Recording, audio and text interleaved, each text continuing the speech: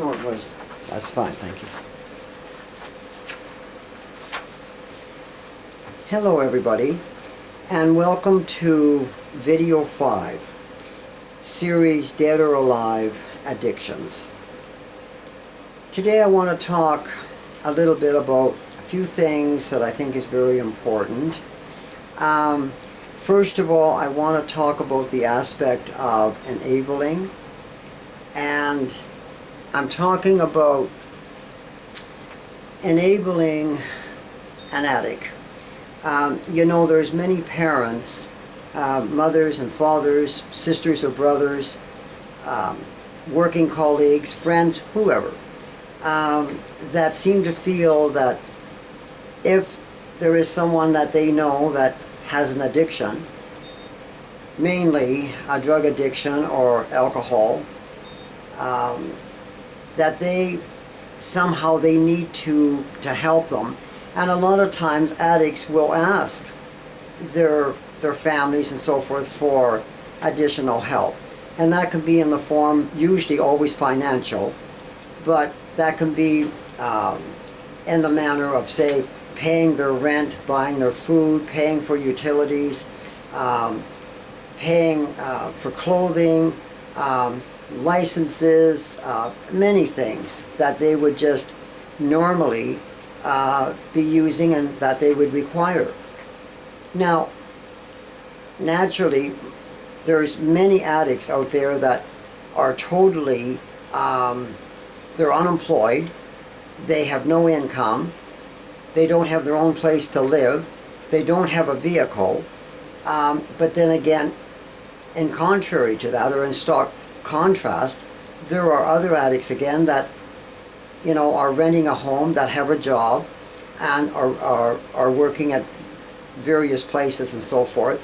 For how long, of course, that can be very questionable, because many certainly do take booze to the workplace, and certainly are shooting themselves up with other substances. However, or whatever the circumstances may be, addicts certainly usually require additional assistance. And if they don't in the beginning, as their addiction advances, they certainly are going to be requiring it later on. And therefore you have, like I said, their loved ones, families, relatives, whatever, supporting these people by providing additional financial services and assistance.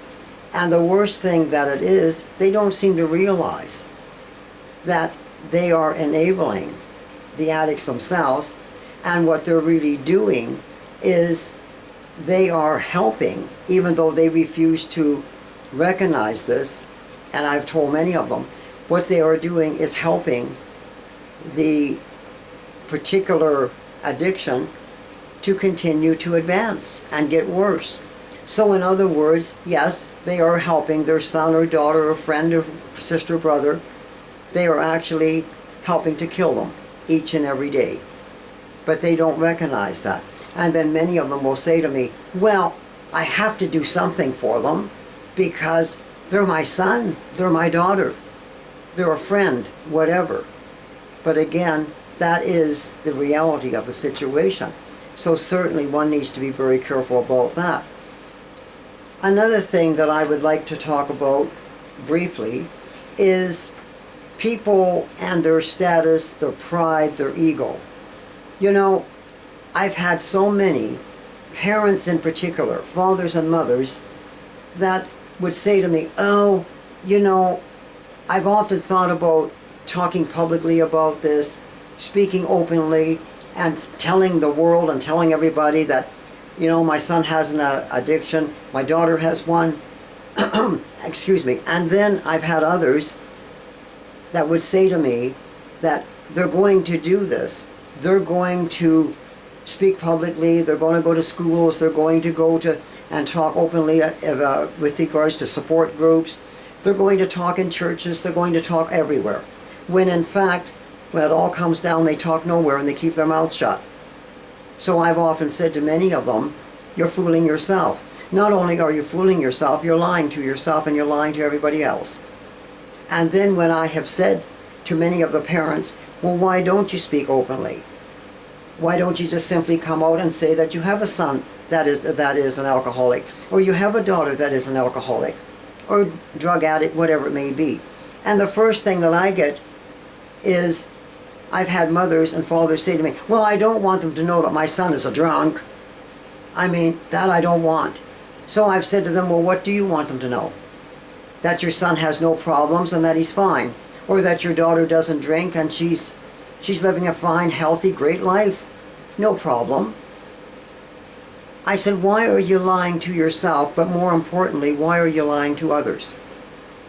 And again, I think these people really need to look at themselves and say to themselves, maybe it's time that the parents and the brothers and sisters and families and loved ones and whatever of addicts, maybe it's time that they look into the mirror and say to themselves, why do they want to be liars?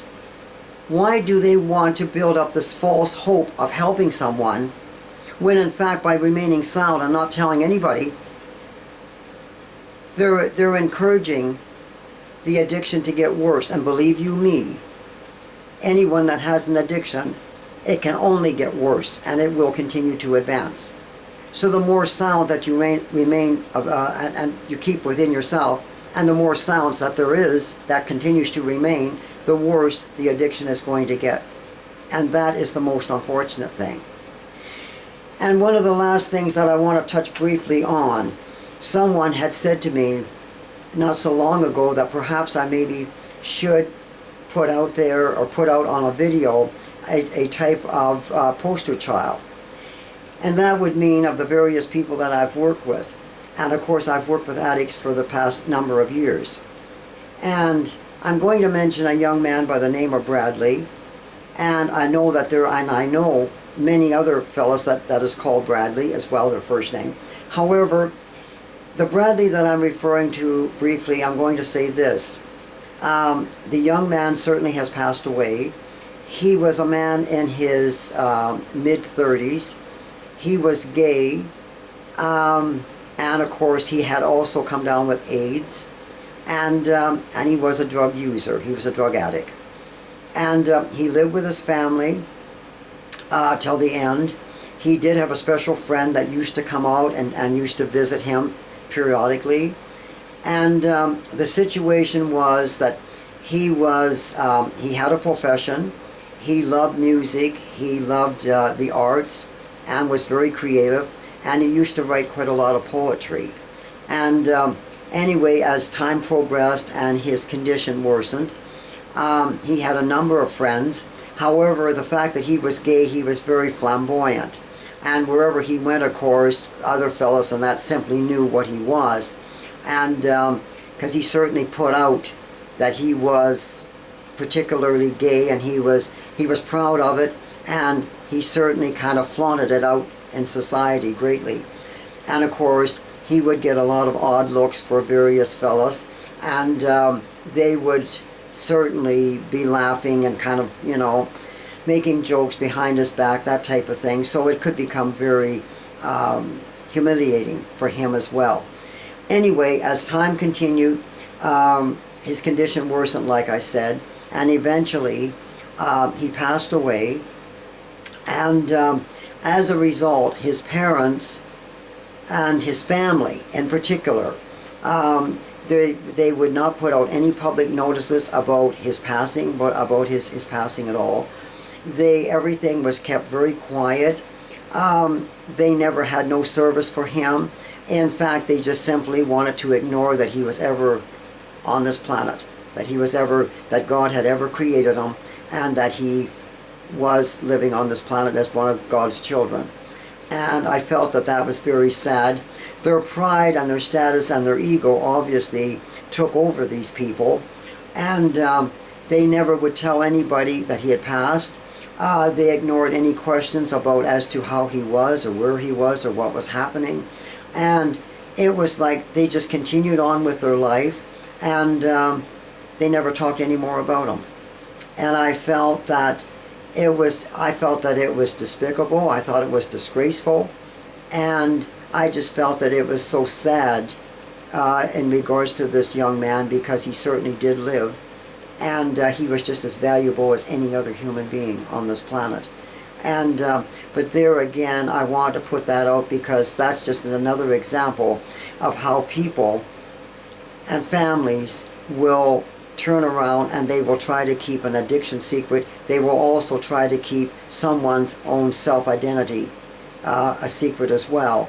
And certainly it did not, and again I say, it certainly did not do Bradley any favors whatsoever, and did not serve the gentleman any kind of purpose whatsoever by doing that, and it certainly did him a great injustice. Anyway, everybody, I thank you for joining me today. Until next time, blessings, light, and love.